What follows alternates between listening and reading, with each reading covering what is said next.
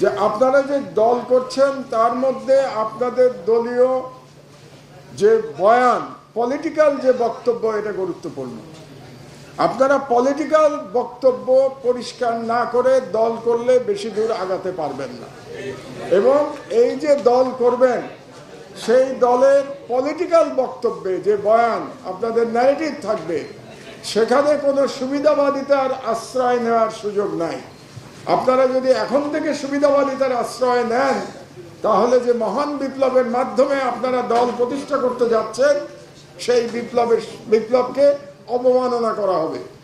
দুর্ভাগ্যজনকভাবে আমি দেখতে পাচ্ছি যে নতুন দল হওয়ার পর থেকে সেই দলের নেতাদের বক্তব্য বিবৃতির মধ্যে আমি প্রাসঙ্গিকতার অভাব দেখতে পাচ্ছি। এমনকি একজনের বিবৃতির সঙ্গে আরেকজনের বিবৃতির কিছুটা সাংঘর্ষিক দেখা যাচ্ছে। কাজে এটা খুব দুর্ভাগ্যজনক, কারণ আপনারা যারা নতুন দল করছেন তারা তরুণ বিপ্লবী, তাদের চিন্তার মধ্যে কোনো অস্পষ্টতা থাকা উচিত হবে না। আপনারা যেটা বিশ্বাস করবেন সেই বয়ান নিয়ে আপনারা এগিয়ে আসবেন।